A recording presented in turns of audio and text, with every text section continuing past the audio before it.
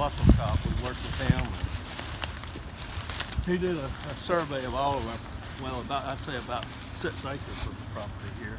This is about 6 acres? This lot is. We have 25 acres. And so when you built your house, you built it away from the old Spanish fort. Right. So we're walking down now to Redoubt number 1, the water battery, also known as Old Spanish Fort. Very well preserved part of Spanish Fort. Beware of armadillo hose. Don't step in my hose.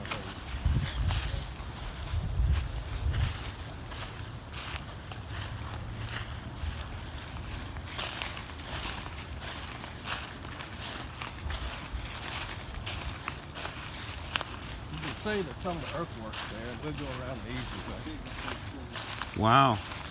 I've never seen it from this vantage point. Wow. This is it. We can get out of the sunlight here so we can get a better view. This is Old Spanish Fort, the original. Around this water battery is where the Civil War Spanish Fort was built. This became known as the water battery again, or Redoubt number 1, during the siege of Spanish Fort in 1865.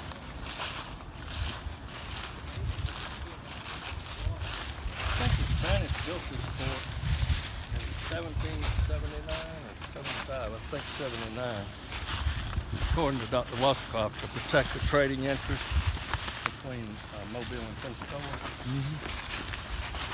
Governor Galvez was the governor of the Louisiana Territory. And I had a descendant of the Rashans. This was the Rashan plantation in the mid-1700s. A descendant from France Paris came, 2 of them. And then this guy from College Station came, and he was a double descendant of Governor Galvez.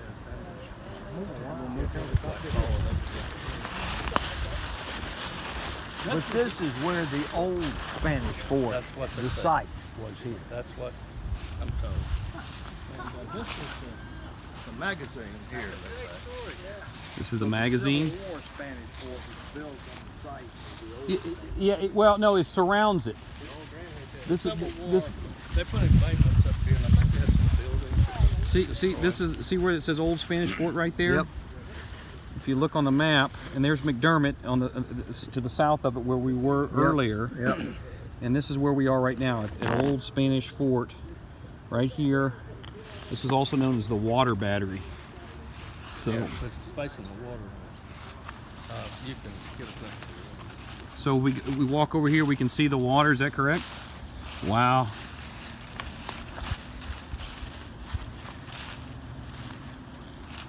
So that's all construction. Right, built by the Spanish. And probably enhanced by the Confederates. So they were facing that towards the water. Is that correct?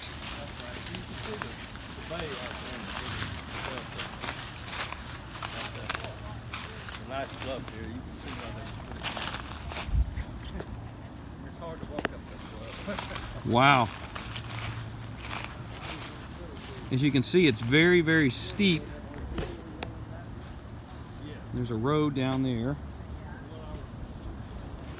We're out in the bay far enough. There's no canal to reach. They didn't know they had the legislation.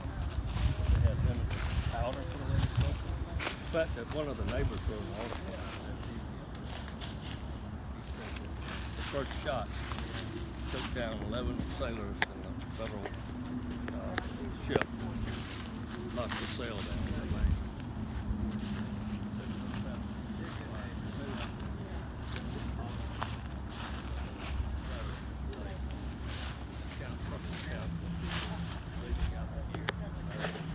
So this is it. This is Old Spanish Fort on private property. You can't come out here, but we'll show you what it looks like.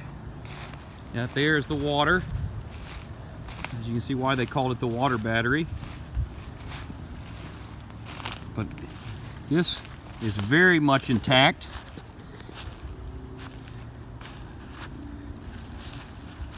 dating back to presumably to the Spanish much earlier, before the Civil War, likely strengthened by the Confederates in 1865. And around this old water battery, the Civil War Spanish fort was constructed. And again, if you look on here on this map, you'll see the location of Old Spanish Fort. There's Fort McDermott to give you some bearing. And this is where it is, and this is where we are now. Again, this is on private property, so don't come trespassing here. But this is it. This is Old Spanish Fort, and the landowner was very gracious to allow us to come out here and see this amazingly well-preserved earthworks. Old Spanish Fort, Alabama.